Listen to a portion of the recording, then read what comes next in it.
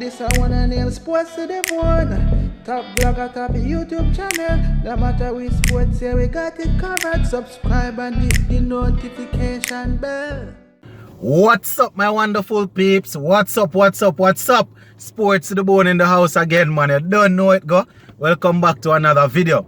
Alright, so there are a couple of things that I want to talk about real quick here, my viewers and subscribers. Now, earlier today, ICC, they named 4 nominees, you know, for ICC Men's T20 Player of the Year. Couple of interesting names on there. We're going to be talking about that. We're also going to be looking at the top 10 test all-rounders and the top 10 test bowlers. I think we looked at the bowlers and the batsmen the other day, but we didn't look at the all-rounders in general, I think. So I'm going to be looking at the top 10 and, you know, talk a little bit about it. But you don't know, before we go any further, I'm going to ask you to go ahead and hit that subscribe button if you have not yet subscribed. Also leave a like and drop a comment.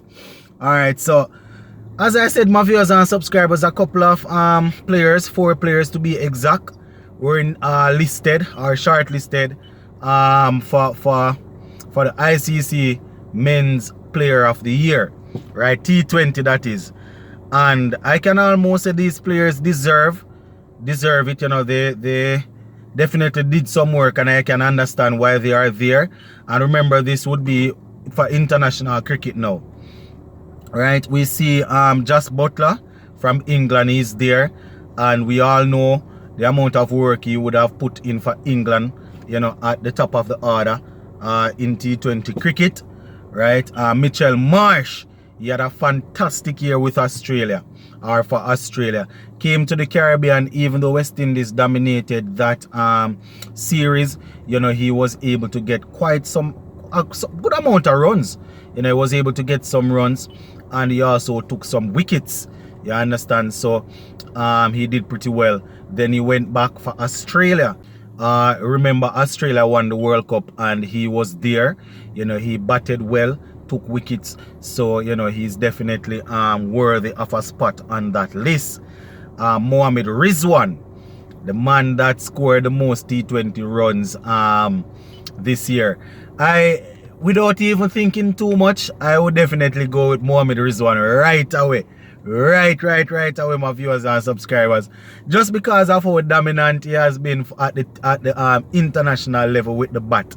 You understand? You know, he dominated against the teams that he played. You know, he was good in the World Cup. He was good in different series also. So him being there, scoring what, over 2,000 runs, I think it was. Yeah, man, very well done by Mohammed Rizwan. And to know that he's a wicket keeper and he was so dominant with the bat, you know, it just goes without saying.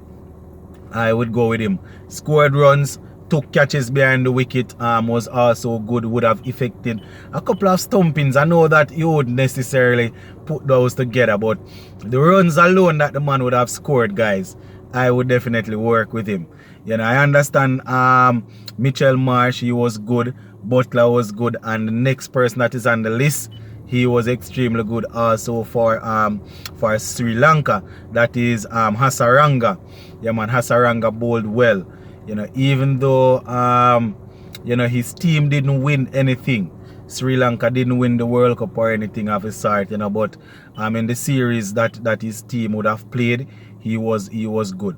You know, he was a force to be reckoned with.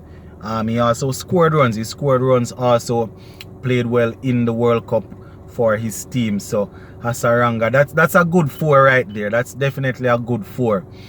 Josh Buttler, Mitchell Marsh, Mohammed Rizwan, Hasaranga. Can I imagine, my viewers and subscribers, West Indies players, we are known as T20, well, they are so-called T20 specialists. A lot of our players, and not one of them could make the list here. Mind you, guys, these guys that I am calling here, these are players that I know they might the Josh Butlers and these guys, and the Hasaranga, they might play a lot of white ball cricket, but they are also red ball cricketers. You understand? Mitchell Marsh plays there. You understand? Josh Buttler, as I said, You know, these guys play a lot of white ball, red ball cricket, test cricket that is, and to see that they were able to easily, and I mean, I can understand one red ball cricketer dominating, but you still will be looking for so-called T20 specialist players to be up there. And West Indies claiming that we have a lot of T20 specialists. It's real sad to see that we don't have anybody on the list.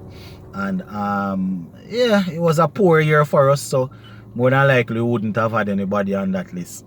You understand? So I don't know who you guys want to go with, but I would definitely go with Mohammed Rizwan for this one, because you know he had an excellent year, my viewers and subscribers. Alright, so let us quickly move on to the all-rounders. All-rounders. Now, where the all-rounding spot is concerned, I spoke about it, I think it would have been last week, or yeah man, I think that last week I spoke about it. So we're going to give it the top 10. And at 10 they have Colin the Grandam, right? He's there, and he would have done some work for his team. Chris Wokes, I remember now guys, these are guys that would have performed well at the international level. So Chris Wokes is there, Pat Cummins is there at 8. Yeah, Pat Cummins. At 7, Kyle Jamieson is there. 6, Ben Stokes. We know he would have been out of the game for a while. He has returned, you know. His numbers thus far in the Ashes that is going on, not too good, but he's back. Mitchell Stark is there at 5. Shakib Al Hassan once again appears on the list. Usually you would have him a little higher, but you know, he's there at 4. At 3 you have Ravindra Jadeja, the spinner from India, that will definitely do a lot of work with the bat for his team. Ashwin is at 2. Yeah man, Ashwin is at 2, and Holder is at 1. It's just the other day they were actually talking to Ashwin, you know, and they were asking him whether or not he think he will be able to go on and get, was it Ashwin? Was it Ashwin or Lion? I think it was Ashwin. Whether or not you think he might be able to go on and get Murley's record. You know, but he was saying that the record is way out of reach. You understand? So Jason Holder, once again, he's still holding on to the number 1 spot as the Test all-rounder. We will see how that will go in the next couple of weeks, as we are expected to play some cricket, or the next couple of months. Right, where the bowling is concerned now, you have Kyle Jamieson, he is there at 10. At 9 you have Mitchell Stark. Next you have Neil Wagner. Then you have the pacer from South Africa, Rabada. Right, then we have Josh Hazelwood. After Josh Hazelwood we have James Anderson, Tim Southey, then Afridi, Ashwin, and at number 1 is the current Australian captain Pat Cummins. So yes, my viewers and subscribers, those are the players that are currently at the top where Test cricket is concerned. Bowlers, all-rounders, right? Yeah man, as soon as they publish the next updated batting one, I will go through it. I think I went through it last week, where Marnus Lamache was at 1, and then we have the likes of Steve Smith, Joe Root, Kane Williamson, and those guys. So once it is updated again, I will definitely look at it. But so far, that is it, my viewers and subscribers. Jason Holder still holding out the number 1 spot, but the only thing that I am worried about is the fact that you know, the ICC, they are naming they named the 4 nominees for the T20 Player of the Year. And seeing that we claim that we are T20 specialists, you know, one would expect that we would have at least 1 person, you know, appearing on the list. Well, that is not how it is, my viewers and subscribers. And we are hoping for a better 2022. But based on how our players are operating, based on how the structure is, it's highly unlikely that we are going to see any major improvement. And even if we see improvement, guys, you know, we have to remember that other teams are stepping up also. So it's as if we are going to be playing catch up. You know, that's why I said that at the under 19 level, I am looking closely at the Teddy Bishops, the Nanood, and these guys. I am going to be looking to see if they can dominate, and then hopefully the selectors can probably poach one or two of them, and we will see where we go from there. But yeah, that is basically it, my viewers and subscribers. Just wanted to give you guys an update on the fact that ICC, they would have named the 4 nominees for the T20 International Player of the Year, and yeah, that's what the all-rounders and the bowling list is looking like. So we're going to leave it right there for now, my peeps. So just go and big up on yourself till later. See?